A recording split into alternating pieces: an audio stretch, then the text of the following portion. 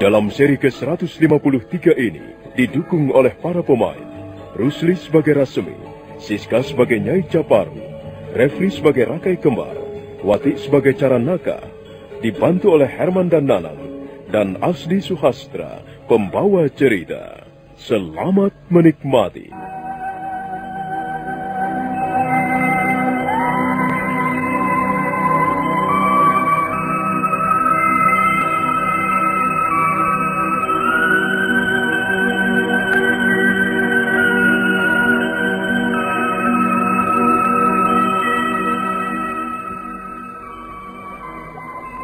Nyai Caparu, kau tidak perlu terus-menerus menipu dirimu sendiri. Kau bisa merubah nasibmu. Itulah yang kutawarkan padamu. Nyai Caparu, iya. Maukah kau menjadi istriku? Tuan Rasemi, Tuan Rasemi. Aku yang akan mengangkatmu dari kubangan lumpur hitam ini. Kau percaya padaku, bukan? Tapi Tuan Rasemi, saya hanyalah seorang jalir. Kalau kau sudah menjadi istriku, kau berhenti menjadi seorang jalir. Tuan Rasemi, Tuan Rasemi.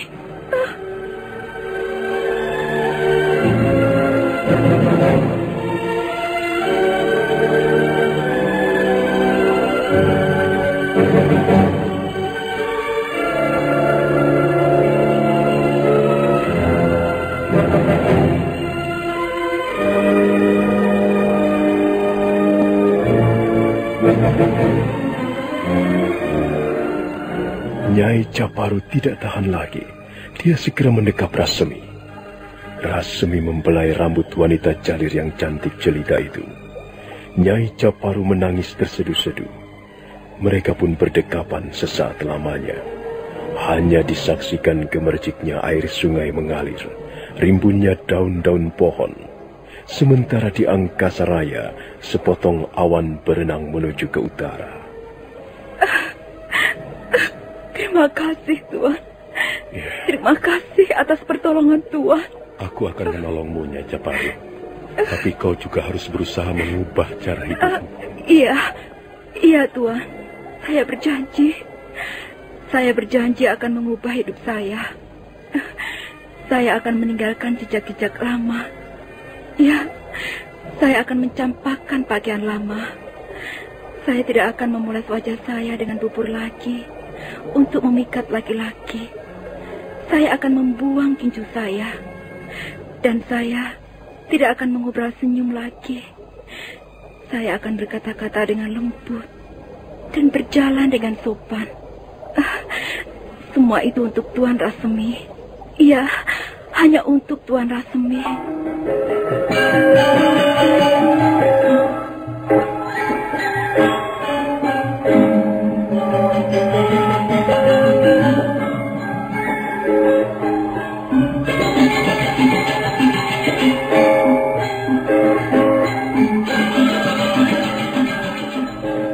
Sementara itu, Rakai Kembar masih bersenang-senang di dalam sebuah pondok bersama seorang wanita jalir. Wanita itu berkulit kuning, matanya lebar, dan mulutnya juga agak lebar. Jika tertawa giginya putih bersih, hidungnya kecil, sekalipun tubuhnya agak gemuk, tapi kakinya kecil. Wanita itu bernama Caranaka.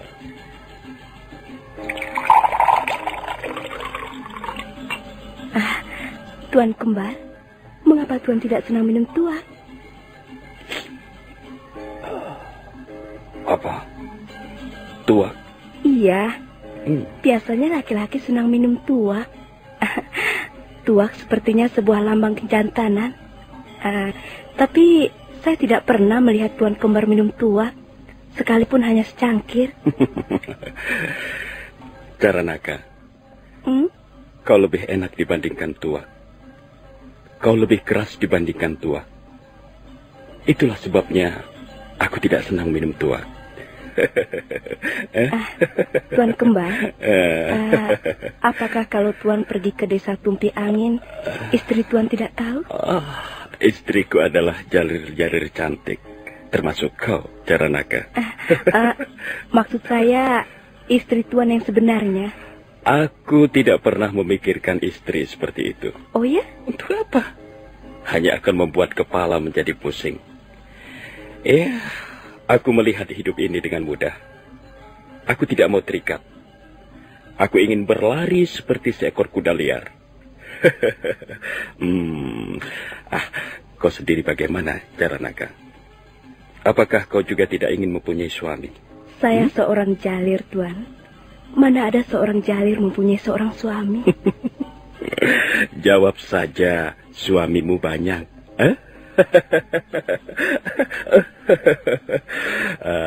Tapi kau hebat, Caranaka. Wah, kau luar biasa. Bukan main. Jika aku bertemu denganmu, aku seperti melihat bermacam-macam makanan enak yang diletakkan di atas piring perak, yang dihidangkan di atas meja berukiran indah. Makanan itu tentu saja sangat mahal harganya. Ya, tapi aku tidak sayang membayarnya. Wah, apakah ini tidak terlalu banyak, Tuan Kembar? Itu untuk membayar kakimu yang kecil. Kakimu yang kecil dan indah. Kau ini seperti seekor kuda betina yang gagah, Caranaka. Kau dapat berlari kencang di tengah padang. Iya, aku tidak merasa rugi membayar 10 kepeng uang perak untuk sepasang kaki kecil yang indah seperti ini. Nah, terimalah. Oh ya, Tuan. Kapan Tuan akan datang kemari lagi? Wah, itu bukan pertanyaan. Kau tidak usah berbasa-basi kepadaku. Semua orang tahu, setiap hari Buddha, Rakai Kembar pasti datang kemari. Saya lebih senang jika Tuan Kembar datang setiap malam, Tuan. Kalau aku datang kemari setiap malam, kau akan kaya raya, dan Rakai Kembar akan bangkrut.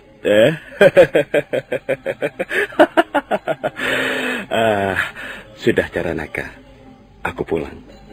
Sampai hari Buddha yang akan datang. Rakai Kembar segera melangkah pergi. Wajahnya berseri-seri. Beberapa orang wanita jalir menyapanya di emperan pondok. Rakai Kembar hanya tertawa-tawa. Pada saat dia menghampiri kudanya yang ditambatkan di bawah pohon, dia melihat Nyai Caparu berlari-lari kecil menghampirinya. Hai, bukankah kau yang bernama Nyai Caparu? Iya, dan bukankah Tuan yang bernama Tuan Rakai Kembar? Saya adalah teman satu bilik dengan Caranaka. Caranaka seringkali bercerita tentang diri Tuan Kembar. Rasmi juga banyak bercerita tentang dirimu. Katanya kau seorang wanita yang hebat. Wah, apakah dia juga seorang laki-laki yang hebat, yang perkasa? Tuan Rasmi adalah seorang laki-laki yang tahu bagaimana seharusnya memperlakukan seorang wanita dengan baik. Rasmi itu seperti perempuan saja. Dia senang berkata-kata. Aku heran, mengapa sekarang dia ketagihan pergi ke tempat ini? Kukira dia seorang laki-laki yang lembek. Tuan Rasmi dan Tuan Rakai Kembar memang lain, jauh berbeda. Oh, tentu saja. Aku bukan laki-laki yang lembek. Kalau kau tidak percaya, kau boleh bertanya kepada Caranaka, temanmu itu. Oh iya, di mana laki-laki setengah perempuan itu? Di mana Resmi? Dia sudah pergi, Tuan Kembar. Kurang ajar. Dia sudah pergi? Iya, Tuan. Dia kirim pesan, Tuan Kembar dipersilakan pulang lebih dulu. Dia akan menyusul nanti. Dia akan menyusul? Dia pergi kemana? Katanya Tuan Rasmi ingin pergi ke kota Raja Majapahit. Aneh-aneh saja orang itu. Ke kota Raja Majapahit? Apa yang mau dicarinya di sana? Rasmi itu memang orang aneh. Apakah dia tidak mengirimkan pesan yang lain? Tidak, Tuan. Dia tidak mengirimkan pesan apa-apa. Aku tidak tahu apa yang dicari orang itu di kota Raja Majapahit.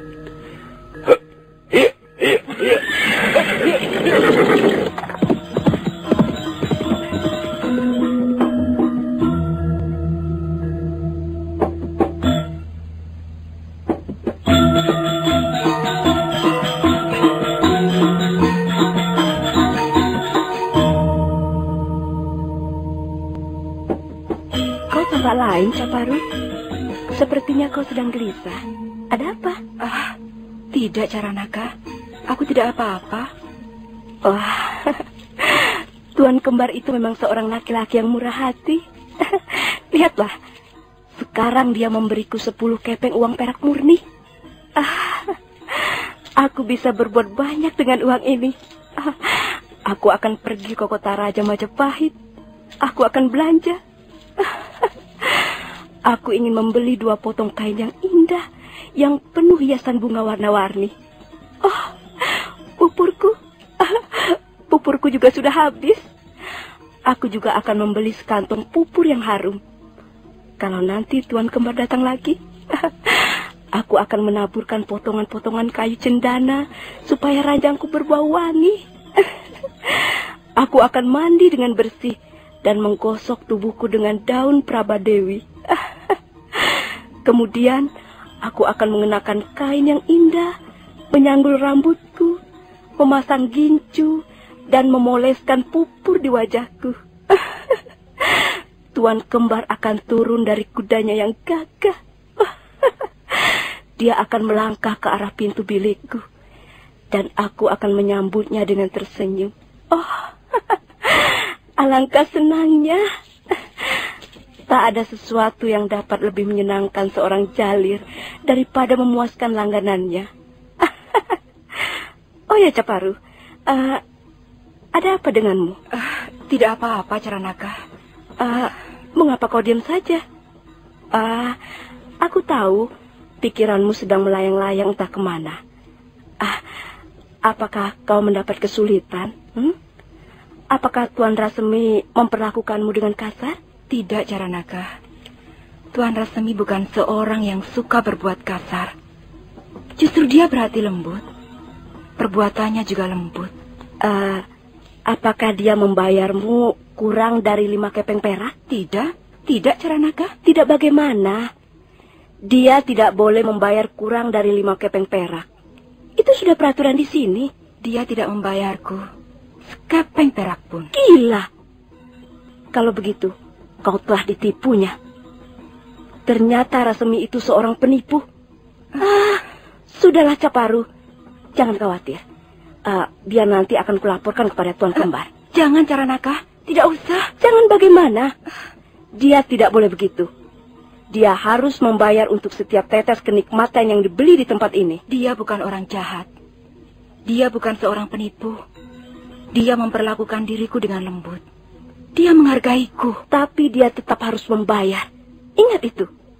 Kalau dia tidak mempunyai uang, dia tidak usah pergi ke tempat ini. Orang laki-laki yang tidak mempunyai uang tidak berhak memperoleh hiburan. Caranaka, Tuan Rasemi datang kemari tidak untuk mencari hiburan. Omong kosong itu. Kau pasti telah kena bujuk rayunya. Benar bukan? Benar dia pandai berkata-kata? Alah, sudahlah Caparu. Jangan percaya.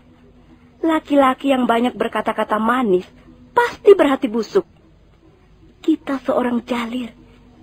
Kita sudah lama bekerja seperti ini. Kita harus tahu membedakan mana laki-laki yang punya uang dan mana laki-laki yang kantongnya kosong.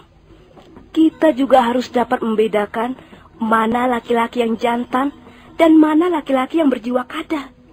Nah, kukira Rasemi itu seorang laki-laki berjiwa kadal. Dia senang bersembunyi di rumpun semak belukar. Caranaka, jangan berkata seperti itu. Aku lebih tahu siapa Tuan Rasemi. Dia bukanlah seorang laki-laki seperti yang kau sangka. Hatinya bersih, pikirannya terang. Dia justru menaruh iba terhadap nasibku. Nah, kalau begitu, dia harus memberimu uang banyak. Dengan uang itu, kau bisa membeli barang-barang yang kau butuhkan. Kata-kata yang lembut, sentuhan-sentuhan yang lembut, senyuman manis, tidak bisa untuk membeli apa-apa. Caranaka, aku akan berterus terang terhadapmu. Selama ini, aku hidup sebagai seorang jalir. Aku hidup dengan menjual kehormatanku sebagai seorang wanita. Kita sudah lama melakukannya. Iya, kita sudah lama melakukannya. Tapi apakah kita akan melakukannya untuk selama-lamanya, Caranaka? Kita akan melakukannya selama masih sempat melakukannya. Mumpung kita masih muda. Mumpung pipi kita masih halus dan kencang. Lalu bagaimana nanti kalau kita sudah tua? Bagaimana kalau pipi kita sudah peot dan punggung kita sudah bongkok? Caranaka, bagaimana? Menurut Tuan Rasemi, kita harus berusaha merubah nasib kita. Kita harus bangkit dari lembah kehinaan ini. Kita tidak bisa selama-lamanya menjadi seorang jalir. Caranaka, seekor lembu perah pada akhirnya akan kehabisan susu. Sekuntum bunga pada akhirnya akan kehabisan madu. Ya, begitu juga dengan masa depan yang terbentang di hadapan kita sebagai seorang jalir. Caparu, janganlah berbelit-belit. Apa sebenarnya yang kau inginkan? Apakah kau mau berhenti menjadi seorang jalir?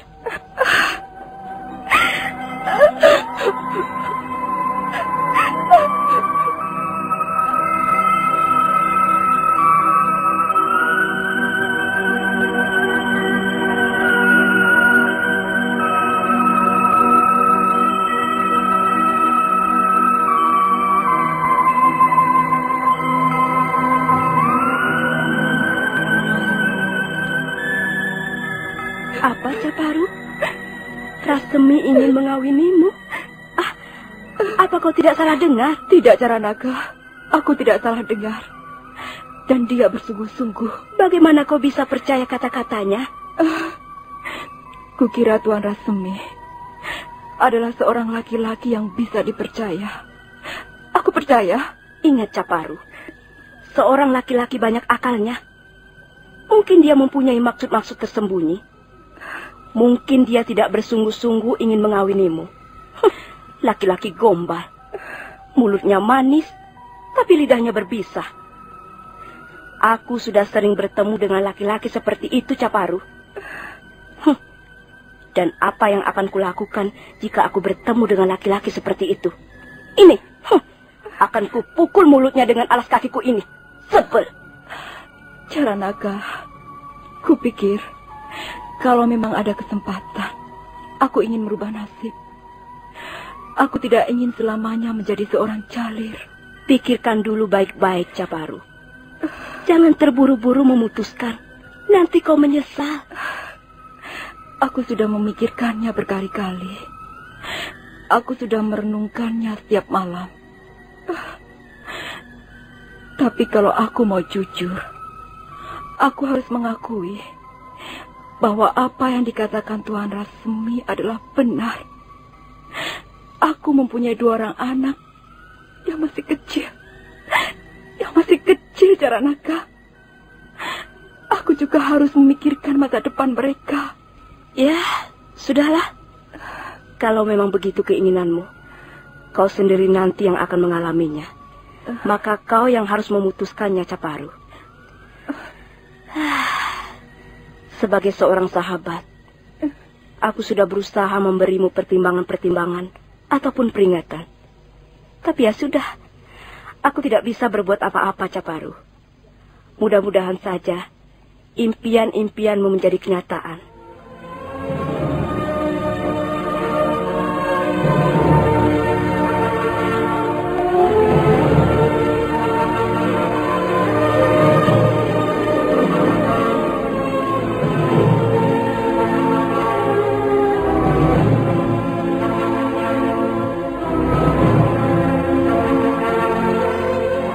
Sementara itu, Rasemi memacu kudanya menuju kota Raja Majapahit.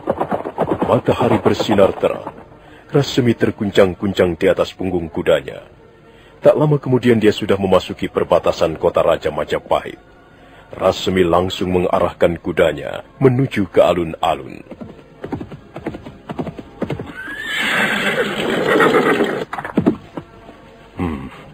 Aku harus segera menemui Gusti Ramapati.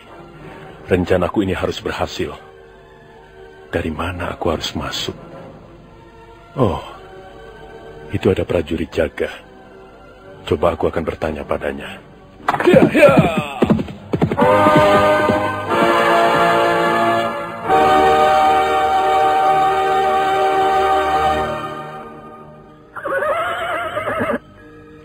Maaf Tuan prajurit. Saya ingin menghadap Gusti Ramapati. Dari pintu gerbang mana saya harus masuk? Kau bisa lewat sini.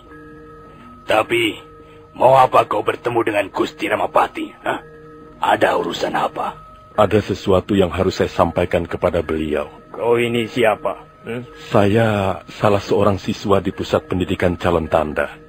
Saya murid Bapak Dang Acarya Siwanata. Saya membawa amanat dari guru saya untuk Gusti Ramapati. Apakah kau membawa tanda pengenal? Iya, kebetulan saya membawanya. Ini Tuan prajurit. Rasemi mengeluarkan sebuah lencana kecil dari balik lipatan pakaiannya, kemudian menyerahkannya kepada prajurit jaga. Prajurit jaga mengamatinya sebentar. Oh, baiklah. Kau boleh masuk. Tapi lencana ini harus kau tinggal di sini. Nanti kalau sudah selesai menghadap, kau boleh mengambil lencana ini kembali. Terima kasih, Tuan prajurit. Kau langsung saja menyusuri tepi alun-alun. Istana kediaman Gusti Ramapati ada di sebelah sana itu. Nah, itu lihat. Atapnya kelihatan dari sini. Baik, terima kasih atas keterangan Tuan prajurit. Ya, ya, ya.